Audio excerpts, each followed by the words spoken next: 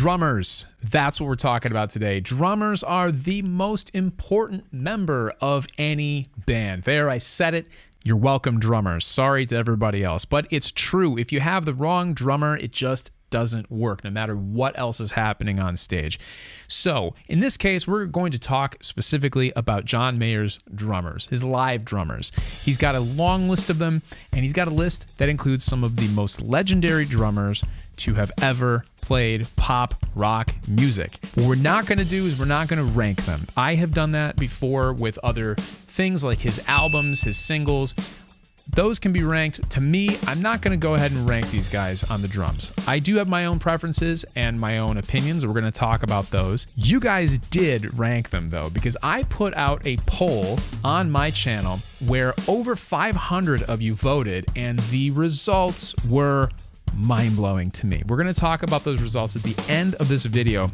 Now, I had to do some serious digging to find out who was playing drums for John Mayer back in 2001 on his very first Room for Squares tour.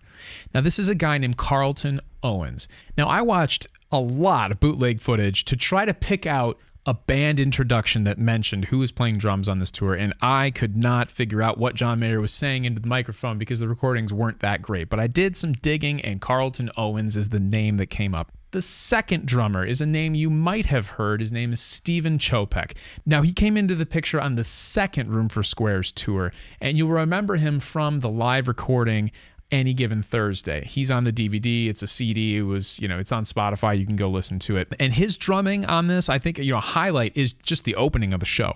They do 3x5 to open the show, and it's this really cool, epic drum thing that was an incredible opening song. I saw John Mayer on this tour, believe it or not, and I remember the opener. He did 3x5, and it was really cool. And it was thanks to Chopek on the drums. I think that there was a stylistic change, and John Mayer saw that, and that's probably why he went a different direction on the drums. That different direction led us to one of the people who sat in the drum throne for the longest, and he might actually be the guy who sat in the throne the longest, and that's J.J. Johnson. He is one of my favorite drummers that John Mayer has played with. I will argue that I don't think anybody plays Belief like J.J. Johnson plays Belief. And we're going to listen to some clips of him playing, as well as some other drummers playing with John Mayer. And my struggle here was finding a song that every one of them had played. And that's not possible because certain songs just didn't exist back in 2001, and other songs just didn't get played for a really long time, or they were played acoustic only. So we're going to use the song Belief in the last section of the song as kind of a comparison tool.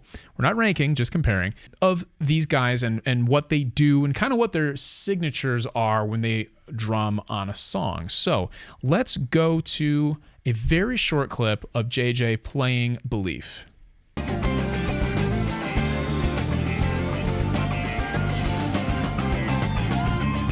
All right, so just real quick, the first thing that I think I notice, and maybe that you might notice too, is that he's using a traditional grip. And that's where his left hand has a stick sideways. It's that side stick thing where you see like a lot of old school drummers doing it, a lot of jazz drummers. It's something that has sort of died off in a lot of ways in rock drumming, but he's doing it. Now, as I said, I don't think anybody plays Believe quite like JJ did. He used a drum pad for some of the clap sounds, which I thought was really cool, and I haven't seen anybody else do that. His 16th notes on the hi-hat, really cool. The whole vibe, just great. Like, if you've seen him play with John Mayer, you know what I'm talking about. I mean, he was with Mayer for a long time. He did a lot of the Continuum stuff. He did the Heavier Things stuff. So it was a long period of time from, like 2004 all the way through 2008, 9, something like that. And he had a fun resurgence on the Sob Rock tour. As you know, there was a little interruption in the drum chair early on, and JJ was one of the guys that came out to play the last half of the show and sort of save the day. So we're going to go a little out of order here, but we're going to talk about a legend, and that legend is Steve Jordan. Now, with John Mayer, he started out in the John Mayer Trio thing, then became a producer. He played on Continuum, which is arguably John Mayer's masterpiece. The collaboration that happens between John Mayer and Steve Jordan, and Pino Palladino, of course, on the bass, is very special to John Mayer's career. You can see that. Steve Jordan, current drummer for the Rolling Stones. So, I mean, if you look at his resume, it's unbelievable. Who's played with Clapton? You name it, he's played with them, and he is a voice unto his own on the drums. And if I had to critique him in any way, that would be my critique, is that when Steve Jordan plays the drums, you know it's Steve Jordan playing the drums, and that's awesome. But when you deal with someone like John Mayer, you expect certain things live, and sometimes you just don't get those with Steve Jordan. You get Steve Jordan playing the song, and it's always awesome. Now, I'm not saying it isn't, but there are certain songs, particularly things from like Born and Raised, Paradise Valley. If you hear Steve Jordan playing them, I mean, he's not playing them wrong. He's not playing them poorly. He's just playing them differently. And it's not something that I prefer on some of those. But the difference is, I mean, who else can play the John Mayer Trio stuff? Who else can play Gravity like Steve Jordan? Who else can be Steve Jordan? I mean, it's nobody. I mean, he is just one of a kind on the drum kit. Now, we're going to watch him play Belief just a little bit, and you're going to start to see some of the variations. I mean, like, this is his interpretation of what should be going on at the end of this tune.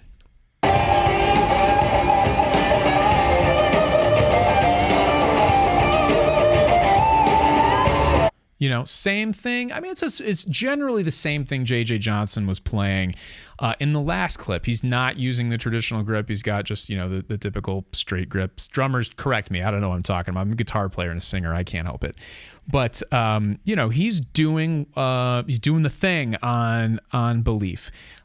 You know, this is probably not the best example of where I think the playing differs, but it's definitely more of a Steve Jordan thing, the end of Belief. And J.J. Johnson does it really well. Steve Jordan does it really well. But I mean, what else can you say about Steve Jordan? I mean, he's a legend. He's a legend in the Mayer community.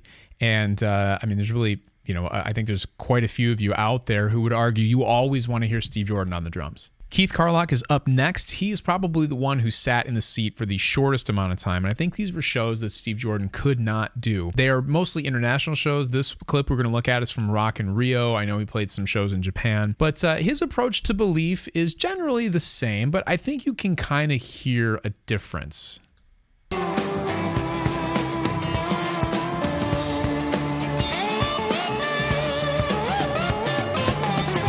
So you could see there very briefly that he's got that snare drum kind of angled forward, and it's more of a ba-dum, ba-dum, ba-dum, ba-dum, ba-dum, ba-dum, ba-dum kind of feel instead of a straighter, very like solid groove. I mean, there's still a solid groove there, but he's got more of a swing to the way he plays. And me personally, I don't really like that on this song. He settles into that groove later on, but it just didn't work for me on Belief in particular. But that's just because I love the way J.J. Johnson plays it, which is very similar to the way Steve Jordan plays it. But Keith Carlock in the seat for a little bit of 2010, not the whole year, just when Steve Jordan, I think, was unable to play the shows. Now we're getting into one of my favorite drummers, probably my favorite drummer for John Mayer, and that's Aaron Sterling. Now, Aaron Sterling has been around since the Born and Raised days. He has played on Sob Rock. He has played on, I mean, you name it, he's played on their record. But in the John Mayer world, he's kind of been John Mayer's touring guy when Steve Jordan hasn't been doing the job for quite a while now. We're coming up on a decade of mostly Aaron Sterling on the kit from Born and Raised on. So it's interesting because when he came on the scene, I know there were a lot of people who were not a really big fan of his. He's a different kind of drummer. And again, the drummer really drives the feel of what you're listening to. And you can feel and hear major differences amongst all these guys. If you've seen them in concert, you know what I'm talking about. Now, Aaron is, I think, the most versatile drummer. I think he's the drummer that if you need him to play across an entire 20-plus year catalog, he's your guy because he's very in tune with drum sounds. He brings tons of different snares.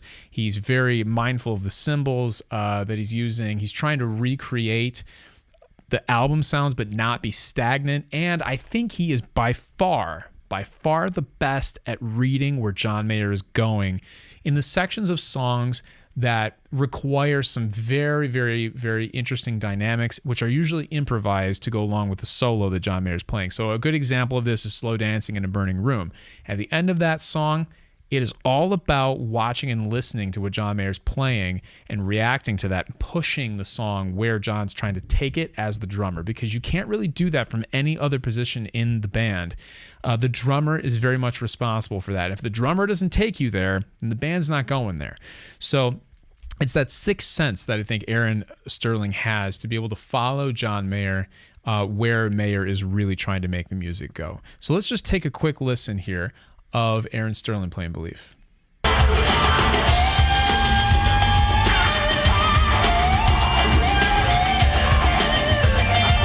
Yeah, so something he's doing that none of the other drummers are doing is he's on the ride at the end of Belief here. I know I messed up and I showed a clip from the middle of the song earlier, but he's playing the ride, which would be his right hand, and then he's hitting the hi-hat every once in a while with his left hand. Really cool, awesome groove. On this tour, they had Aaron Draper on percussion, so that was kind of cool. It was the first time you had a percussionist out there, so it really fills out that section of the band. Aaron Sterling at the top of my list. He's probably the most even-keeled of drummers. I think he's going to serve the albums across the board the best. There are certain drummers on this list who are better for certain eras of John Mayer's songs, but I think Aaron Sterling is the best for all of them put together, and he's back on the Sob Rock tour right now. So that leads us to Steve Ferrone. He is the drummer that started the Sob Rock tour. Now, he's not with the tour anymore. We don't really know why, but we're not here to discuss that anyways. But Steve Ferrone is another legend on the drum kit. Most recently, he was the drummer for Tom Petty and the Heartbreakers. Before that, he played with Clapton. I mean, you go back and again, look at his Wikipedia page and you will be floored as to the people that he was playing with. Steve Ferrone is maybe, I don't know if he's a polarizing figure in the Mayer fan community, but I mean, there are definitely people that I've seen commenting in certain places that weren't a fan of his playing. Now, I think this goes back to different drummers for different jobs. John Mayer has had a very, very, very varied career as far as musical styles go. I mean, Room for Squares is very different from Battle Studies, which is very different from Born and Raised, which is very different from Sob Rock. Now, Steve Ferrone, his sweet spot was that 80s, 90s pop, like the Clapton thing that is very inspiring to Sob Rock. So obviously the Sob Rock songs, I think people really enjoyed him playing on those. Now, when you went to things like Slow Dancing in a Burning Room, I heard, people like didn't know if there was quite the interpretation there that they were used to, which again, I mean, we can sit here and critique somebody's playing, a drumming legend's playing, who has been asked to be on a tour by arguably the most legendary guitar player of our time. That's a bold statement, but I think it's true. So, John Mayer is not going to ask somebody to do a job that he doesn't think can do the job, or doesn't know can do the job. So, while it did, I think, take a little bit of time for Steve to get into the tunes, you got to remember, I mean, this guy's learning a catalog that is 20 years in the making. He doesn't have the luxury of being the guy who's been in the seat for multiple tours before and only having to learn new songs, or being like Aaron Sterling or Steve Jordan, who's recorded a lot of the songs. So, it's a big order for anybody, even a legendary drummer like Steve Ferrone. So we're going to watch him play a little bit of Belief, and we'll come back in just a second and talk about him. So let's take a listen.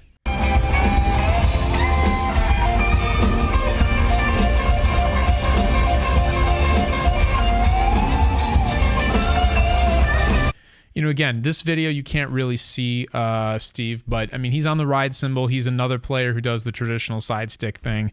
And again, it's interesting to me that it was so polarizing sometimes, his playing. I have not had the chance to actually see him in person. By the time I go to the Sob Rock tour, it will be Aaron Sterling still, if all stays as planned for right now. I would have been just as excited to see Steve Ferrone. I mean, he's obviously in the musician community, well respected. Questlove was quoted as saying, it's like who he looked up to, and the fact that Questlove got to sit in for him when Steve was out initially was probably a mind-blowing experience for Questlove. So that's really cool, and I know many people speak highly of him, and there's a lot of stuff that he did really well on this tour. Still Feel Like Your Man. I mean, Steve Ferrone killed that song. Really, really cool groove. Belief, he's holding it down. I mean, he's on the ride cymbal. It's a solid approach to the song. It's no J.J. Johnson in my opinion, but again, I mean, these guys, that's why this is impossible to do a ranking video with. There's just no way to say one is better than the other. It's like, who's the best guitar player? Who's the best singer? I mean, there's so many ways to evaluate that I just don't think it's possible. But that leads us to the ranking that you did when I put out a poll. Now, on my poll, I was limited to 5 choices, so I couldn't include everybody. But the choices that I included were Aaron Sterling, Steve Ferrone, Keith Carlock, J.J. Johnson. Now, when I put this poll out, first of all, I didn't expect over 500 of you to respond to it. And the other thing that I didn't expect is for one drummer to far and away just clean up. And that drummer is Steve Jordan. Right now, as of recording of this video, he's sitting at 82% of the vote. That is amazing to me. I thought for sure Aaron Sterling would have more fans. I thought for sure J.J. Johnson would have more fans. But the next even close percentage is Aaron Sterling at 10% of the vote. My God. I mean, you guys just absolutely voiced your opinion. Steve Jordan is your guy. So no more debate on that. For sure, the people have spoken on this one. Keith Carlock came in with 1%, Steve Ferrone came in with 1%, and J.J. Johnson came in with 5%. Now, I was absolutely floored by this. I did not expect it. I thought things would be a little bit more evenly distributed. I figured Keith Carlock probably wouldn't get much just because of name recognition. He was only around for a very short period of time. I know Steve Ferrone has been a little bit polarizing lately, unnecessarily in my opinion, but that wasn't too surprising to me. But I thought for sure J.J. Johnson, Aaron Sterling, and Steve Jordan would be a little bit more evenly distributed on this poll. But boy, oh boy, 82% of you, Steve Jordan is your guy. So that brings us to the end of the video. If you made it this far, I sincerely appreciate it. Please consider subscribing, liking. All the comments are wonderful. I so appreciate them. I try to respond to every single one of those. And it means the world that you take the time to watch these videos. If you enjoyed this one, please take a look at some of these videos over here and stick around on my